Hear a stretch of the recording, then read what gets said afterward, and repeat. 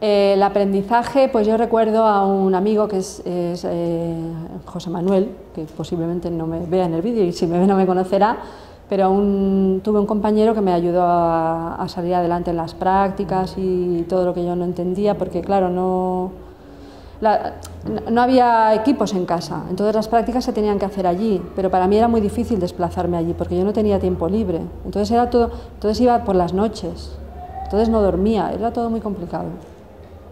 En mi clase había una monja y yo, y así estuvimos los 3 primeros años. Lo hice sola hasta que vine a vivir a Madrid, al Centro Social Ocupado del Laboratorio 1, y estuve en el área telemática.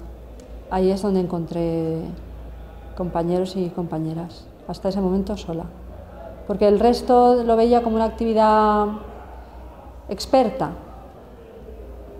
A mí no me lo parecía, pero como algo de las que saben.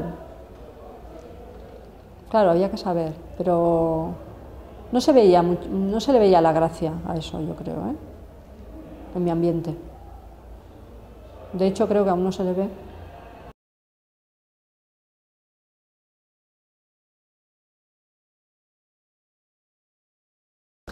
Pero entonces, cuando terminé la carrera, sería quizá en el año 89 o 90, si no recuerdo mal, entonces ya había módems.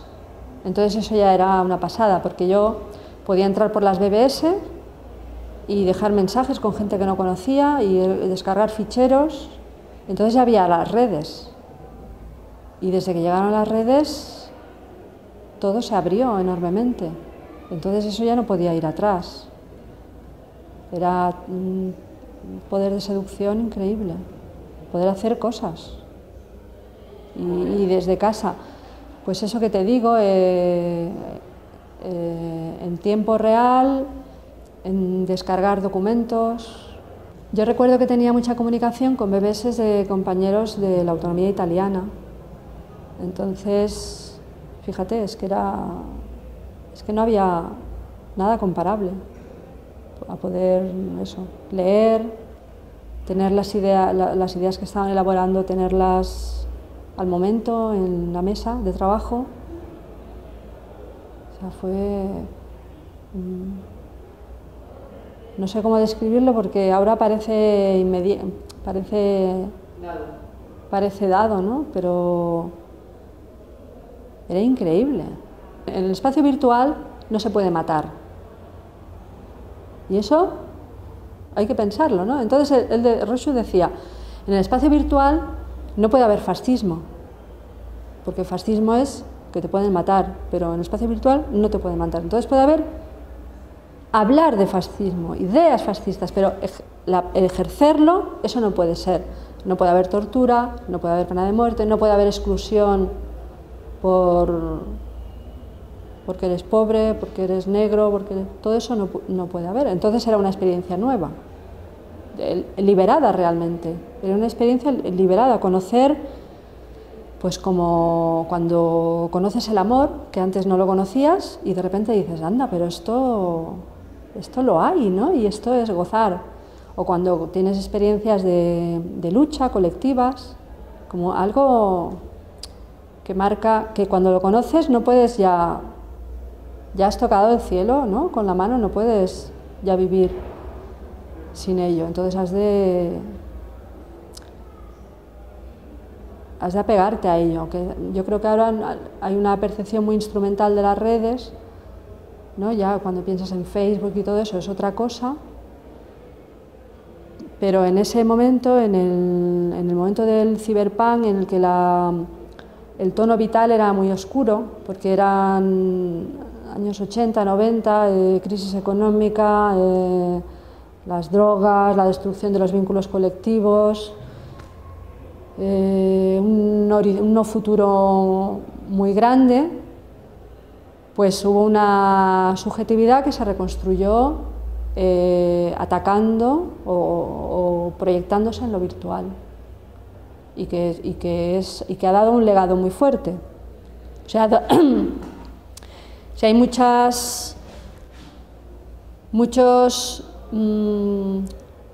muchos éxitos que ahora se reconstruyen como historias de empresa de la web 2.0, en realidad son productos hacker cyberpunk.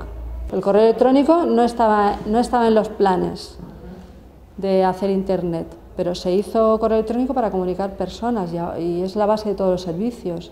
Y siguiendo por ahí, pues yo qué sé, la publicación abierta, por ejemplo, eso estaba en las BBS.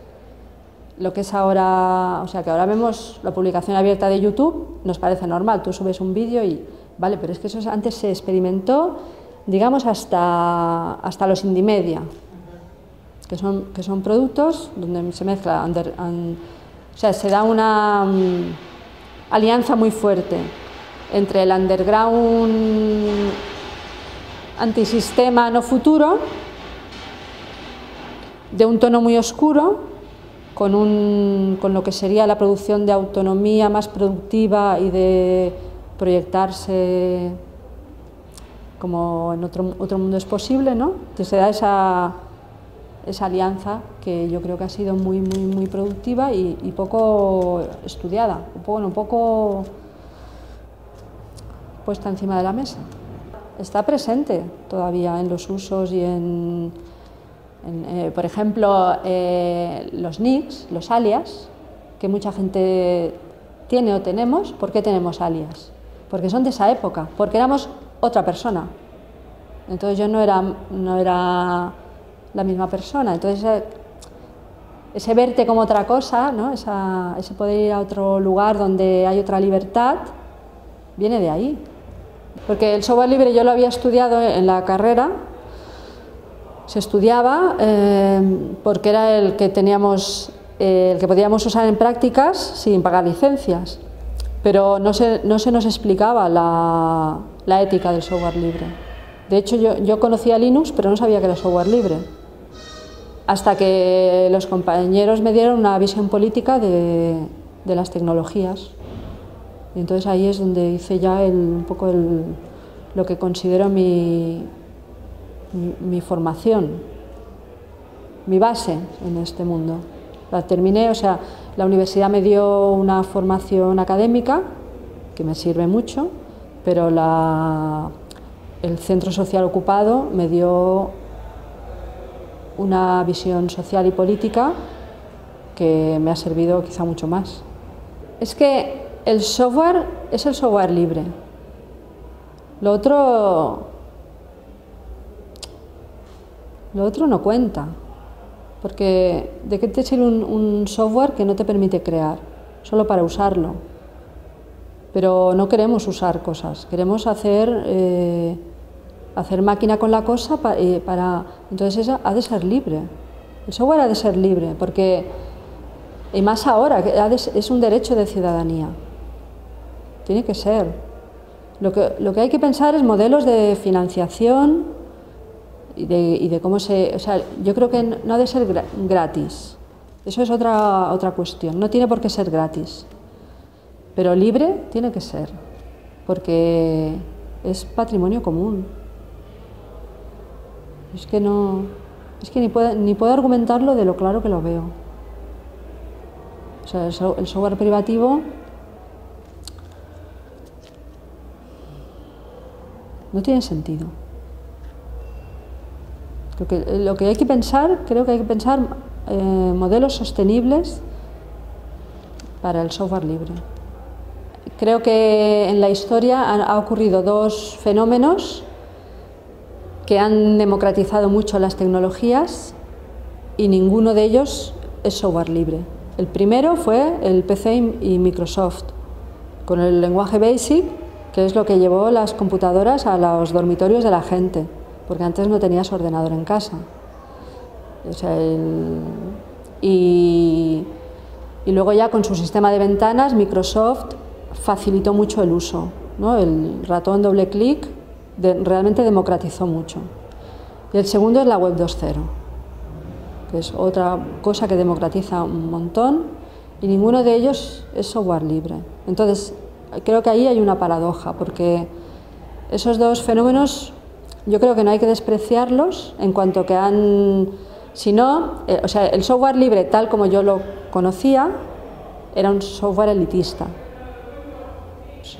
Porque la línea de comandos y ordenadores caros no está al alcance de todo el mundo. Entonces, ¿cómo combinar la democratización y el uso masivo?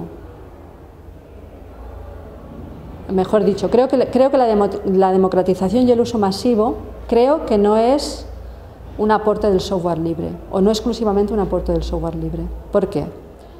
La democratización y el uso masivo, quien más lo desea es el mercado.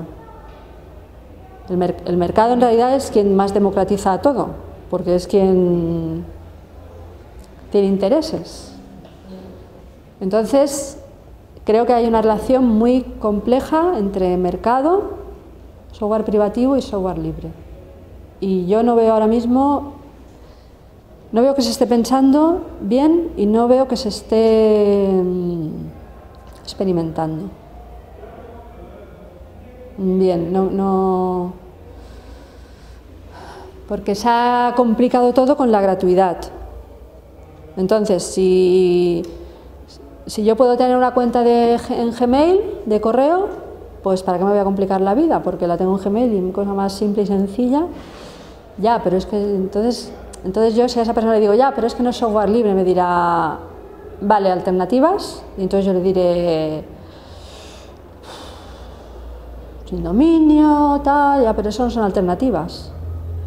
Eso no son alternativas, porque esos proyectos exigen una aceptación de unos valores, una contribución en tiempo, o sea, son proyectos. Pero Gmail no es un proyecto. Gmail es una cosa que yo a mi madre le abro una cuenta en Gmail, ¿no? Y ella no tiene que aportar nada más que el uso. Lo otro no, lo otro se espera una contribución, entonces ahí hay un desfase. Entonces ahora mismo no tenemos recursos libres para toda la humanidad que está usando recursos telemáticos. No hay recursos disponibles libres. Y entonces hemos perdido la soberanía totalmente, yo creo. Y entonces estamos usando las herramientas Web 2.0 como si fueran Dios, que van a ser eternas, y no es así porque están en manos de empresas, y las empresas, para bien o para mal, pueden caer, porque ya pasó con las .com, que se cayeron todas, y entonces estas de ahora quizás nos duren toda la eternidad, pero quizás se cierren. Y entonces tú ahora imagínate que se cierra Google. ¿Qué pasa con nuestra vida? No tenemos autonomía ninguna, y yo creo que eso es una paradoja muy grande. Y el software libre yo creo que no está, que no es ¿cómo lo diría? No está diciendo nada al respecto.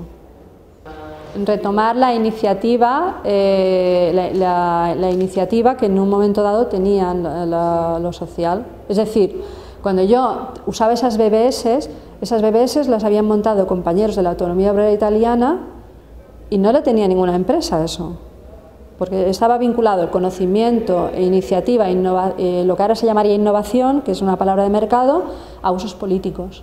Entonces había una iniciativa de usos políticos. Las primeras redes wireless surgen como iniciativa para usos políticos. Las encriptaciones, un montón de cosas que tienen la iniciativa, y luego viene el mercado con esa democratización y dice, pues mira, muy buena idea, yo le quito esa dimensión política, lo hago más usable y te lo doy en forma de funcionalidad, ¿no? Te ofrezco un tablero cómodo para que tú hagas eso. Esa iniciativa yo creo que se ha perdido. Ahora mismo yo no la, o no la veo, o no la sé ver. Y al perderla, pues para mí hay una paradoja, hay una situación mal resuelta. Sí, o sea, el software libre es un software de servidores y de sobremesa, pero no es un software de Web 2.0. Y la prueba es que aquí el más radical o la más radical tiene sus documentos en Google Docs, porque ¿qué alternativa tienes que sea tan sencilla y tal como esa, ¿no? Y lo otro es una resistencia un poco fuera de época, ¿no? Y yo ahí creo que hay un problema muy grande. muy grande, que ahora mismo no veo que se esté pensando. No sé, quizás están pasando cosas que yo no acierto a ver, que están pasando en otros lugares y que en un tiempo veremos un salto, pero desde una visión política no se valoran los fenómenos 2.0 en su potencialidad, sino solo de forma instrumental.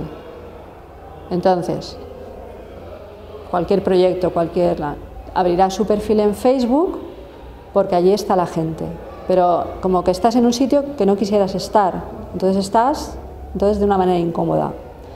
Eso no puede ser, porque donde está la gente es donde pasan las cosas. Entonces, si quiero ser vanguardia, pero seré vanguardia de donde está la gente, ¿no? No de... Eso se tiene que pensar. O sea, no podemos estar en Facebook de manera incómoda. Hemos de encontrar una manera de estar, que sea estando, no estando, saliéndonos, boicoteando, haciendo ruido, la que sea. Pero no la que hay ahora, que es la manera pasiva y resentida de estar. Que estoy, pero ojalá no estuviera. Yo creo que eso hay que ir a tope en experimentación. Una web social federada. O sea que ahí eso es una iniciativa muy interesante, que quizá solucionaría. Entonces, posiblemente no sea masivo, pero no hay que abandonar, o sea, hay las dos velocidades, ¿no? La de Facebook, pero no hay que abandonar la experimentación. Entonces, eso me parece muy interesante. O sea, hay que poner más leña al fuego en eso, yo creo, más recursos, sí, más recursos.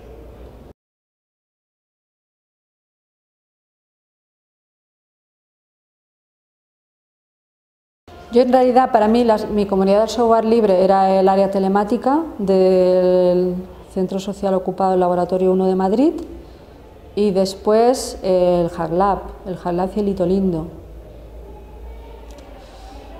Y claro, curiosamente no había muchas mujeres, no había como paridad, ¿no?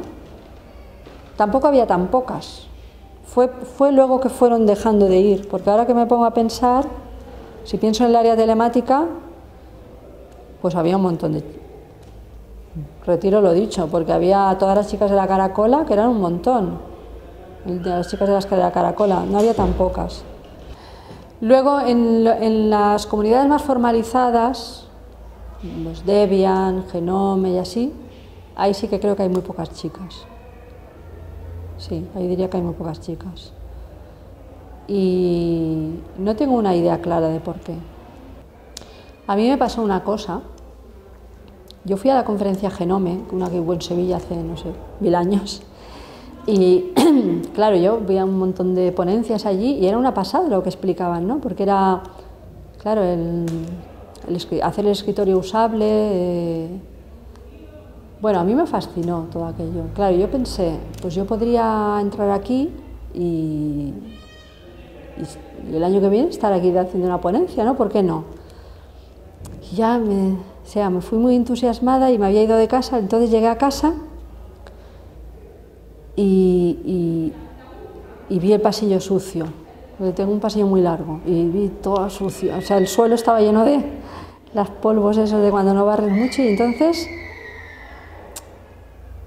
yo pensé, ya, pero, o sea, si me meto en Genome, ¿quién va a barrer el pasillo, no?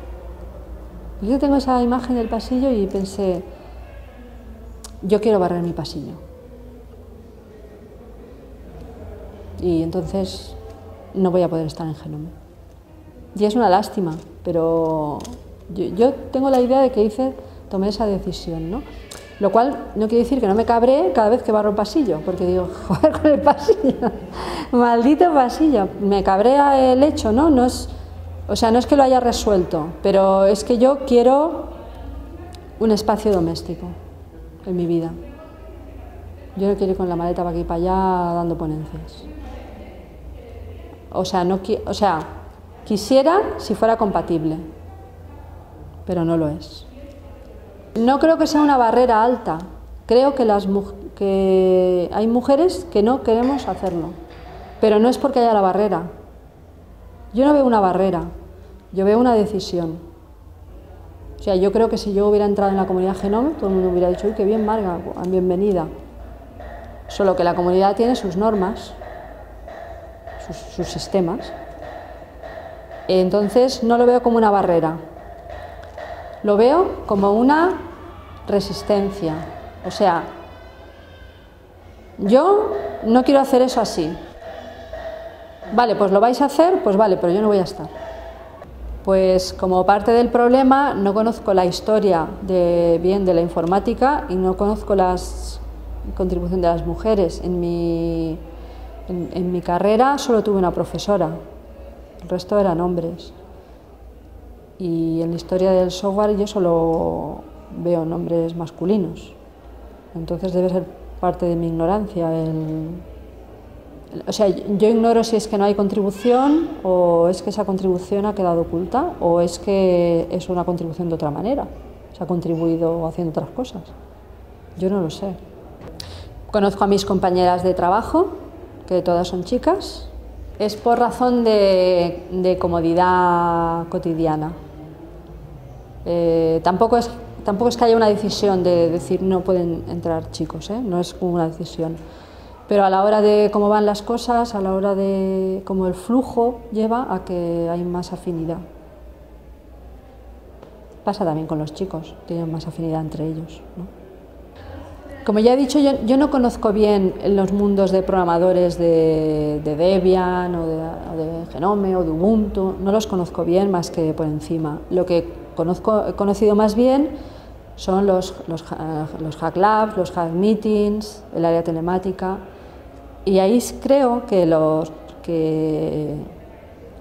hay presencia mayoritaria de chicos, pero como si dijéramos chicos feminizados, con maneras, con talante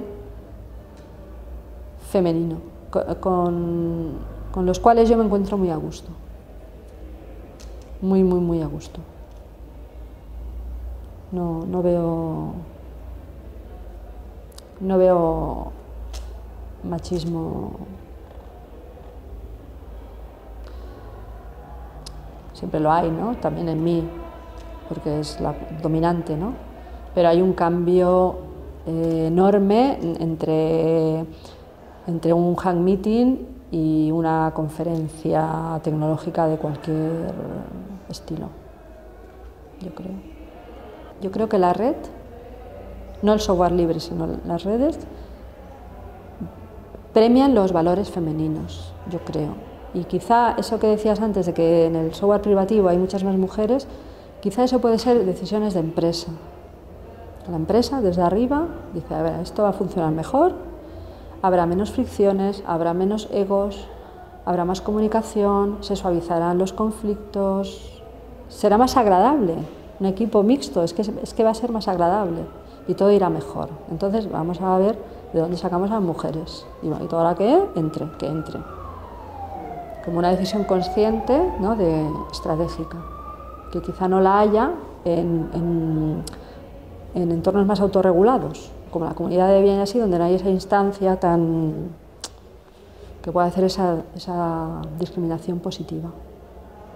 Pero las redes son femeninas, eso está claro, porque en las redes los valores de escucha, de empatía, de comunicación, de ponerte en el sitio del otro, de atender, son los que priman. Las redes, los valores autoritarios, de ego, no tienen cabida, porque eso enseguida va fuera. Eso está claro, y transforman a quien realmente vive en ellas, no de modo instrumental, se transforma, yo creo.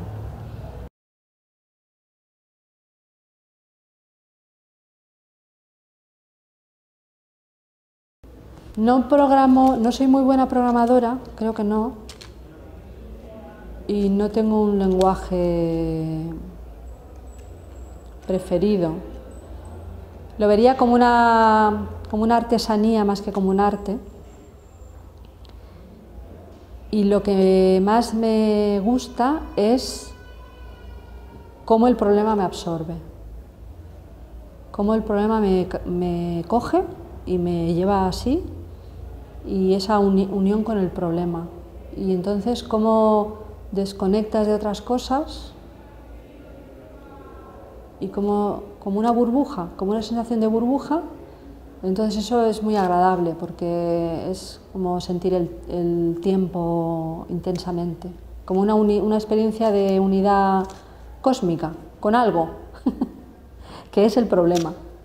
La resolución es lo de menos, creo que la resolución es lo de menos. Es un tipo de problema que no me incomoda, no es el problema de, no sé, de que voy a abrir la llave y no entra, ¿no? Es el problema de decir, pues vaya fastidio. No es un problema de fastidio, es un problema que me hace sentir que puedo pensar, que puedo pensar, que puedo proyectarme en algo abstracto. Eso me gusta mucho. Sí, me gusta mucho. No hago grandes proyectos, porque hago microproyectos, pero cualquier cosita, poner una etiqueta HTML y que quede en su lugar, tiene su cosa, ¿eh? Yo qué sé, instalar un driver, cualquier cosita, no es tanto un gran proyecto, sino, no es...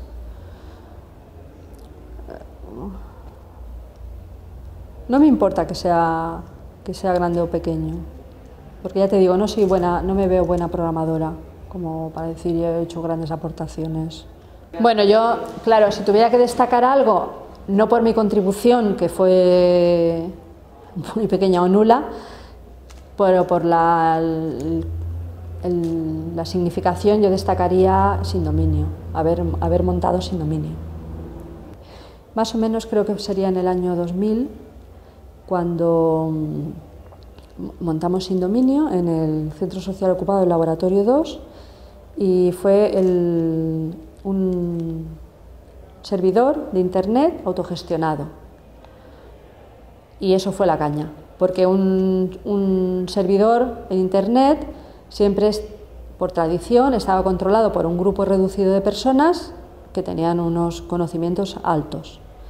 Y el modelo de Sin Dominio fue decir, lo vamos a hacer diferente, vamos a dar entrada a todo el mundo que quiera dentro de una comunidad controlada, y va a ser administrado autogestionadamente. Entonces las decisiones se van a tomar en una lista de correos, cosa insólita también, cosa que ahora vemos muy normal, pero estamos hablando de hace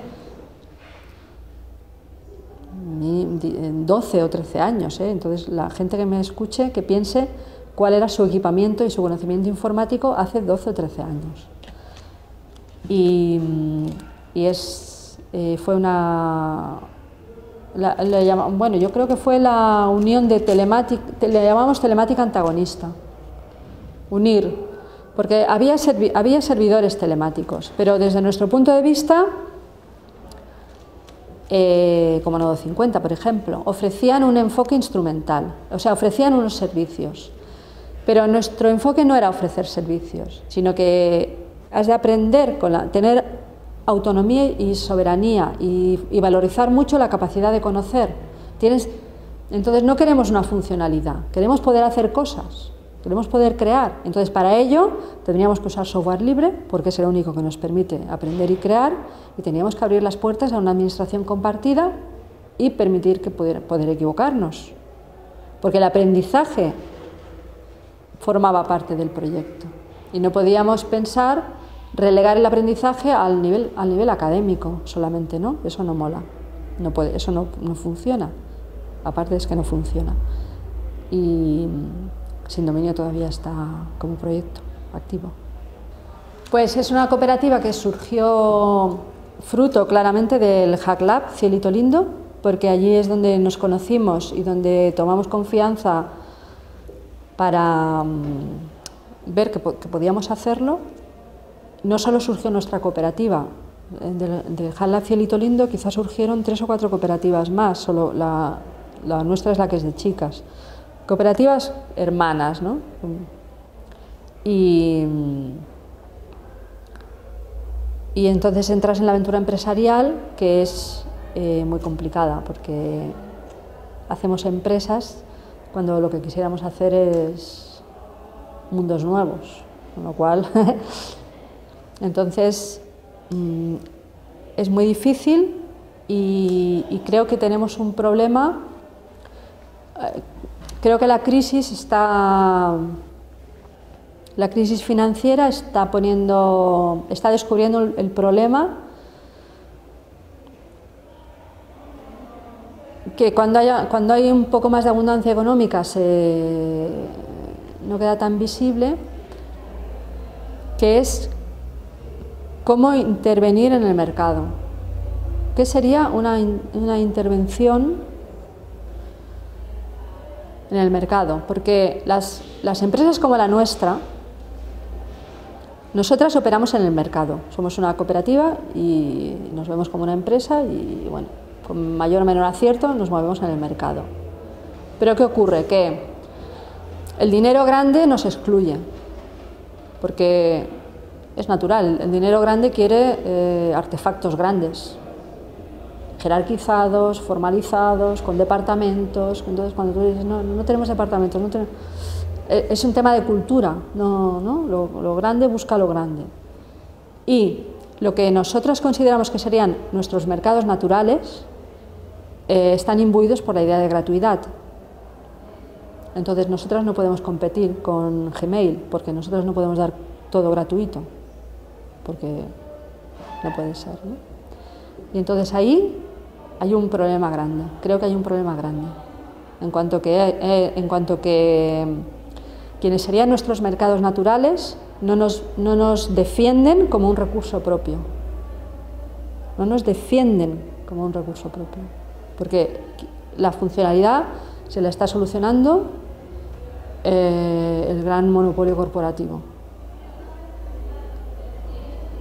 ¿Vale? Entonces, un ejemplo concreto, que me venga una amiga y me diga, ¿me instalas una Ubuntu? Vale, yo te la instalo de mil amores en lo que mi tiempo libre me da. Pero yo te puedo instalar una Ubuntu porque sé instalarla, y sé instalarla porque es mi profesión. Si mi cooperativa no es viable y yo tengo que trabajar de camarera, vale, pues yo trabajaré de camarera y ya está, no pasa nada. Pero yo no te podré entonces instalar la Ubuntu, porque yo habré perdido el conocimiento y la Ubuntu habrá progresado y yo ya no sabré. Porque yo ahora mismo de Windows 7 yo ya no sé nada, porque hace 7 años que no lo toco, entonces no sé nada. Vale, entonces mi conocimiento para instalarte a ti una Ubuntu, ¿quién lo tiene que sostener? ¿Cómo se sostiene? Porque no es la ciencia infusa. O instálame un WordPress, vale, yo te abro WordPress para el proyecto de no sé qué, sin ánimo de lucro, vale, muy bien. Entonces, esa idea de gratuidad es un problema, pero no es mi problema de empresa, es un problema colectivo, al cual problema no encontramos interlocutores con los cuales tener feedback de un problema común, que es ¿quién te va a instalar a ti la Ubuntu? Si empresas como la nuestra se cierran y solo tenemos Google, ¿quién te la va a instalar? Pues entonces no habrá Ubuntus. O sea, los Hack Labs no dan al abasto, no pueden, porque entonces, ¿cómo pagamos eso? Entonces no es tanto el tema de pagar el trabajo, sino de sostener. Yo si alguien me mantiene la vida, yo instalo todas las Ubuntus, pero yo creo que ahí hay un problema, y no es problema de empresa, de mi empresa, no, es problema social, de modelo, ¿no? O sea, no somos capaces porque no le damos valor, ¿vale? Porque en el terreno alimentario pasaría otro tanto, pero hay los grupos de autoconsumo que se autoorganizan para tener sus proveedores y comprarles directamente. Pero ¿por qué la gente no se autoorganiza para tener sus proveedoras tecnológicas y comprarnos directamente el soporte tecnológico que necesitas en tu vida, igual que las zanahorias? Es lo mismo. Entonces, yo valoro la salud, comer y tal, Entonces me como la cabeza en pensar cómo formo un grupo de autoconsumo que tiene su complejidad logística impresionante, ¿eh? Porque tiene la complejidad de una tienda al por mayor, sus proveedores, sus pagos, y soy capaz de ahí poner tiempo. Si le diera valor a la soberanía tecnológica, pues quizá podríamos hacer lo mismo. Entonces es el mismo modelo. El grupo de autoconsumo permite que en un pueblo un agricultor que es joven no se vaya del pueblo a la ciudad, siga con los usos tradicionales, o sea, es un ciclo de beneficios sociales, porque aquella persona que está allí habitando en aquel pueblo contribuye a que yo pueda ir de vacaciones al pueblo, si no estaría abandonado. Entonces no es estrechamente no es su negocio lo que estamos solucionando, es una perspectiva social más amplia. Pues lo mismo aplicado al software, yo no lo veo, y es porque no está problematizado, y es muy difícil de problematizar porque no vemos el veneno que hay en esas grandes multinacionales que te están modelando la mente con interfaces únicas. O sea, a ver, no puede ser que todos estemos en Facebook.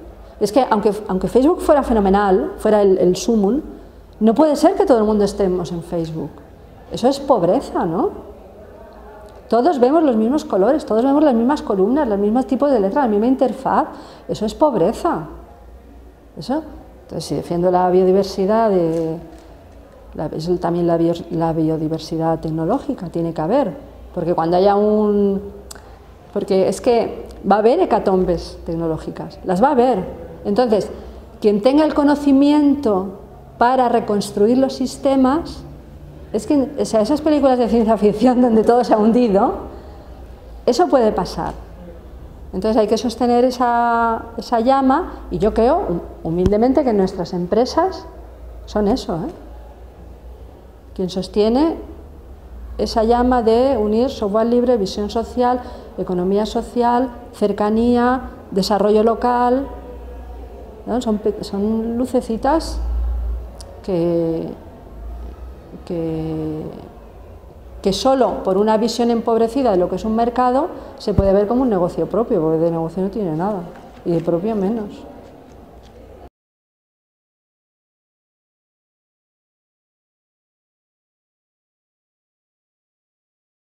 Yo creo que el hackear tiene que ver con esa corriente háztelo tú mismo.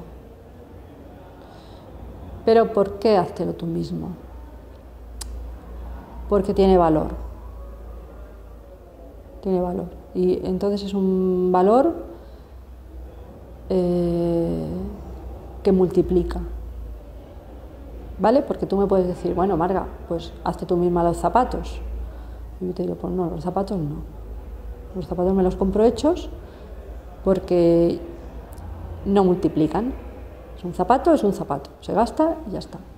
Pero lo virtual multiplica, y cuanto más lo usas, más tienes.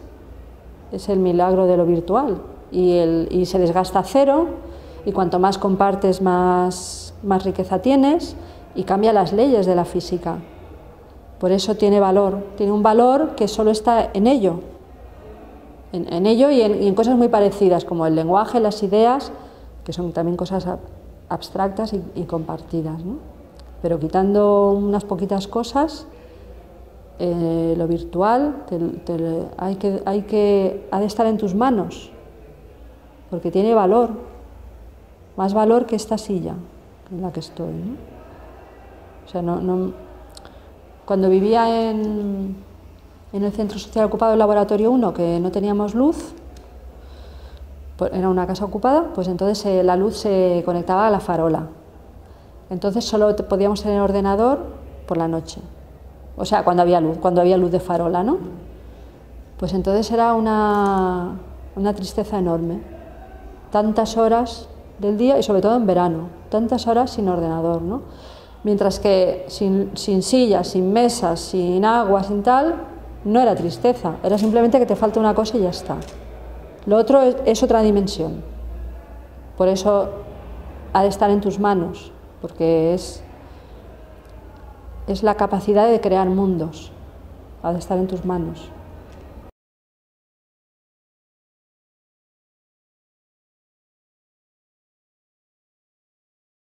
Pues humildemente sí. No, ya digo, no porque haya programado ni... O sea, mi contribución al software es nula o escasa o vamos, que no le veo por ahí ningún valor. Pero yo veo el mundo a través de la mirada virtual, entonces en ese sentido sí. Yo entiendo muchas cosas que pasan, o mi visión del mundo, donde yo encuentro la inspiración, donde más puedo pensar, mis nutrientes son virtuales, y en ese sentido creo que sí, que mi mirada es hacker.